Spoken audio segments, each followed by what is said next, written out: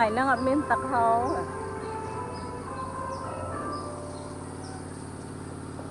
miếng tắc hô sử dụng cái nôm tay mà nên hai lục ta bật tật nếu vô ăn lại bởi vì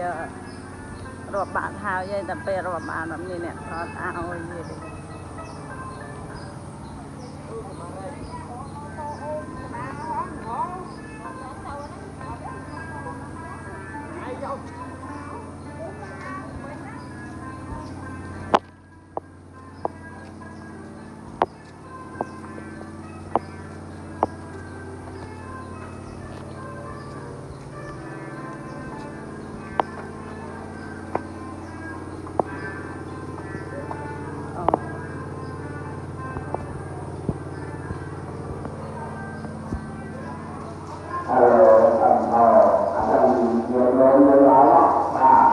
hay